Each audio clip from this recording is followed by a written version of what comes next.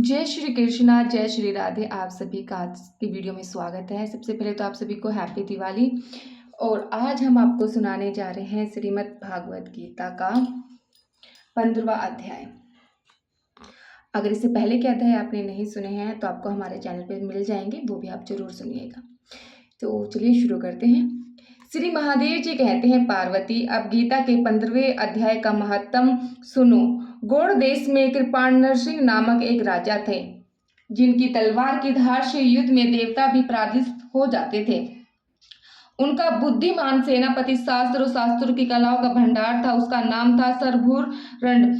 उसकी भुजाओं में प्रचंड बल था। एक समय उसने पापी ने राजकुमार सहित महाराज का वध करके स्वयं ही राजा करने का विचार किया। इस निश्चय के कुछ ही दिन बाद वह हैजा का शिकार होकर मर गया। थोड़े समय में पाप आत्मा अपने कर्म के कारण संधु देश में एक तेजस्वी घोड़ा हुआ।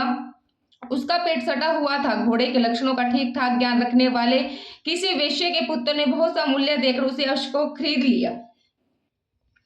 यतन के साथ उसे राजधानी तक वहां ले आए। वेश्या कुमार का वह अश्व राजा को देने को लाया था।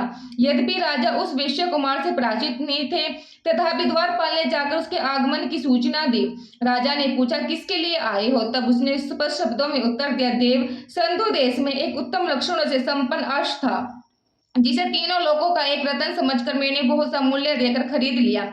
राजा ने आज्ञा दी, उस अश्व को यहाँ ले आओ। वास्तव में वह घोड़ा गुणों में उस श्रव के समान था। सुंदर रूप का तो मानो घर ही था। शुभ लक्षणों का समुद्र जान पड़ता था। वेश्या घोड़ा ले आया और राजा ने उसे देखा। अश्व का लक्षण जानने वाले आत्मा ने इसकी बड़ी प्रशंसा की। राजा ने सुनकर राजा अपार आनंद में निमग्न हो गए और उन्होंने वेश्या को मुंह मांगा स्वर्ण देकर तुरंत ही उसे अश्व को खरीद लिया। कुछ दिनों के बाद एक समय राजा शिकार खेलने के लिए उत्साह हो उस घोड़े पर चढ़कर वन में गए। वह मृगों के पीछे इन्होंने अपना घोड़ा बढ़ाया। पीछे पीछे सब ओर से दौड़कर आते हुए समस्त सैनिकों का साथ छूट गया। वह हिरणों द्वारा उत्कष्ट होकर बहुत दूर निकल गया। प्यास ने उन्हें व्याकुल कर दिया। तब वह घोड़े से उतरकर जल की खोज करने लगा। घोड़ा तो उन्होंने वृक्ष की डाली में बांध दिया और स्वयं एक चट्टान पर चढ़ने लगा। कुछ दूर जाने पर उन्होंने देखा कि एक पत्ते का टुकड़ा हवा से उड़कर शिलाखंड पर गिरा। उसमें गीता के 15वें अध्याय का आधा श्लोक लिखा हुआ था। राजा उसे बाँचने लगा। उनके मुख से गीता के अक्षर सुनकर घोड़ा तुरंत गिर पड़ा और अवसर शरीर को छोड़कर तुरंत ही दिव्य विमान पर बैठकर वैश्वर लोक को चला गया। तत्पश्चात राजा ने पहाड़ पर चढ़कर एक उत्तम आश्रम देखा, जहाँ नागेश्वर, केले, आम और नारायण के वृक्ष लहरा रहे थे। आश्रम के भीतर एक ब्राह्मण बैठे हुए थे, जो संसार की वासनाओं से मुक्त थे। राजा ने उन्हें प्रणाम करके बड़े भक्ति के साथ पूछा, ब्राह्मण, मेरे अश्व जो अभी श्रव को चला गया, उसमें क्या कारण है? राजा की यह बात सुनकर त्रिलोकी दृश्य मंत्र, वेद और महापुरुषों में श्रेष्ठ विष्णु शर्मा नामक ब्राह्मण ने कहा, राजन, पूर्व काल में तुम्हारे यहाँ जो सरभीम नामक सेनापति था, वह तुम्हें पुत्र सहित मारकर स्वयं राज्य हड़प लेने को तैयार था। इसी बीच में हैजा का शिकार होकर वह मृत्यु को प्राप्त हो गया। उसके बाद वह उसी पाप से घोड़ा हुआ था। यह कहे गीता के 15वें अध्याय आदि श्लोक लिखा मिल गया था, उसे ही तुमने बाचा। उसको तुम्हारे मुख से सुनकर वह अश्वशरभ को प्राप्त हुआ है। तंतार राजा के पार्थिव सैनिक उन्हें ढूंढते हुए वहां आ पहुंचे और उनके सब ब्राह्मण प्रणाम करके राजा प्रसन्नता पूर्वक वहां से चले और गीता के 15वें अध्याय के श्लोक अंकरों सहित उसी पात्र को बाँच कर प्रसन्न होने लगे। उनके नेत्र हर्ष से खिल उठे थे। घर आकर उन्होंने मणिवर्त मंत्रियों के साथ अपने पुत्र सिंह बल को राज्य सिंहासन पर अभिषेकित किया और वह 15वें अध्याय के जाप से विसूचित होकर मोक्ष को प्राप्त कर ली। अब हम आपको सुनाएंगे 15वां अध्याय। आपने पहले सुना महत्तम। उसी के उपरांत श्री कृष्ण भगवान फिर बोले कि हे अर्जुन, आदि पुरुष परमेश्वर रूप मूल वेल वाले और ब्रह्म रूप मुख्य शाखा वाले, जिस संसार रूप पीपल के वृक्ष को अविनाशी कहते हैं तथा जिसके वेद पत्ते कहे गए हैं, उस संसार रूप वृक्ष को जो पुरुष मूल सहित तत्व जानता है, वह वेद के तत्परता को जानने वाला है।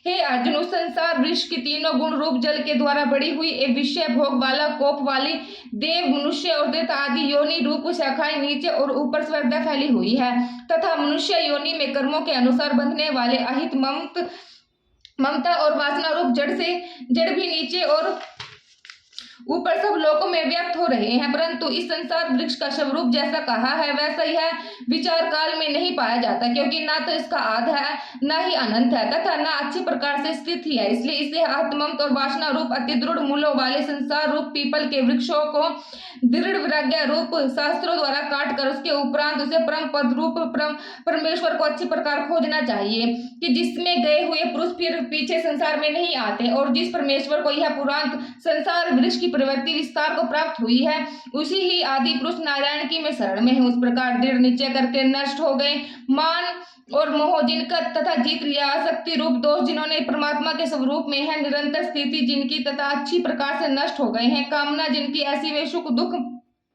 नामक द्वंद्व से विमुक्त हुए ज्ञानी जन उस अविनाशी परम पद को प्राप्त होते हैं। उसे स्वयं प्रकाश में परम पद को ना सूर्य प्रकाशित कर सकता है, ना चंद्रमा और ना अग्नि ही प्रकाशित कर सकती है, तथा जिस परम पद को प्राप्त होकर मनुष्य पीछे संसार में नहीं आता वह मेरी परम धाम है। हे अर्जुन, इस देही में यह जीवात्मा मेरी ही सनातन अंश है और वही इन त्रिगुण माया में स्थित हुए मन सहित पांचों इंद्रियों को आकर्षण करता है। कैसे कि वायु गंध के स्थान से गंध को जैसे ग्रहण करके ले जाती है, वैसे ही देहीधार को विश्वामी जीवात्मा भी जिस पहले शरीर को त्यागते हैं उससे इन मन सहित इंद्रियों को ग्रहण करके फिर उस शरीर को प्राप्त होते हैं, उसमें जाते हैं। उस शरीर में स्थित हुआ यह जीवात्मा क्षेत्र चक्षु त्वचा को तथा रसन घृणा और मन को आश्रय करके अर्थात इन सब के सहारे से ही विषयों को सेवन करता है, परंतु शरीर छोड़कर जाते हुए को अथवा शरीर में स्थित हुए और विषयों को भोगता हुआ अथवा तीनों गुणों से युक्त हुआ भी अज्ञानी जन नहीं जानते। केवल ज्ञान रूप नेत्र वाले ज्ञानी जन ही तत्व को जानते हैं, क्योंकि योगी जन भी अपने हृदय में स्थित हुए इस आत्मा को यंत्र करते हुए ही तत्व से जानते हैं, और जिन्होंने अपने अंतकरण को शुद्ध नहीं किया है ऐसे अज्ञानी जन तो यत्न करते हुए भी इस आत्मा को नहीं जानते। हे अर्जुन, जो तेज सूर्य में स्थित हुआ संपूर्ण जगत को प्रकाशित करता है तथा जो तेज चंद्रमा में स्थित है और जो तेज अग्नि में स्थित है उसको तुम मेरे ही तेज जान, और मैं ही पृथ्वी में प्रवेश करके अपनी शक्ति से सब भूतों का धरण करता हूँ, अथवा राश रूप अर्थात अमृत में चंद्रमा होकर संपूर्ण औषधियों को अर्थात वनस्पतियों को पुष्ट करता हूँ, तथा मैं ही सब प्राणियों में शरीर में स्थित हुआ विनेश्वर अग्नि रूप होकर प्राण और अपनों से युक्त हुआ चार प्रकार के अणुओं को बचाता हूँ, और मैं ही सब प्राणियों के हृदय में अंतर यामी रूप से स्थित हूँ, तथा मेरे में ही स्मृति ज्ञान और प्राण होता है, और सब वेदों द्वारा मैं ही जानने योग्य हूँ, तथा वेदांत का कर्ता और वेदों को जानने वाला भी मैं ही हूँ। हे अर्जुन, इस संसार में नाशवान और अविनाशी भी यह दो प्रकार के पुरुष हैं। उनमें संपूर्ण भूत प्राणियों का शरीर तो नाशवान और जीवात्मा अविनाशी का कहा जाता है, तथा उन दोनों से उत्तम पुरुष तो अन्य ही है जो कि तीनों लोकों में प्रवेश करके सबका धरण पोषण करता है। एवं अविनाशी परमेश्वर और परमात्मा ऐसा कहा गया है क्योंकि मैं नाशवान जड़ वर्ग क्षेत्र से स्वर्धा अतीत हूँ और माया में स्थित अविनाशी जीवात्मा से भी उत्तम हूँ, इसलिए लोक में और वेदों में भी पुरुषोत्तम नाम से प्रसिद्ध है। भारत, इस प्रकार तत्व से जो ज्ञानी पुरुष मेरे को पुरुषोत्तम जानता है वह सर्वज्ञ पुरुष सब प्रकार से निरंतर मुझे वासुदेव परमेश्वर ही भजता है। हे निष्पाप अर्जुन, ऐसा ही अति रहस्य युक्त गोपनीय शास्त्र मेरे द्वारा कहा गया है। इसको तत्व से जानकर मनुष्य ज्ञानवान और कृतार्थ हो जाता है, अर्थात उसको और कुछ भी करना शेष नहीं रहता। इस अध्याय में भगवान ने अपने परम गोपनीय प्रभाव भली प्रकार से कहा है। जो मनुष्य उक्त प्रकार से भगवान को सर्वोत्तम समझ लेता है फिर उसका मन एक क्षण भी भगवान के चिंतन का त्याग नहीं कर सकता, क्योंकि जिस वस्तु को मनुष्य उत्तम समझता है उसमें उसका प्रेम होता है, और उसमें जिसमें प्रेम होता है उसी का चिंतन होता है। अतएव सबका मुख्य कर्तव्य है कि भगवान के परम गोपनीय प्रभाव को भली प्रकार समझने के लिए नाशवान क्षण भर संसार की आसक्ति का सर्वत्र त्याग करके एक परमात्मा की शरण होकर भजन और दर्शन का विशेष चेष्टा करें। तो ये था 15वां अध्याय। कल हम आपको सुनाएंगे 16वां अध्याय। तो अगली वीडियो में मिलते हैं। जब तक जय श्री कृष्णा, जय श्री राधे।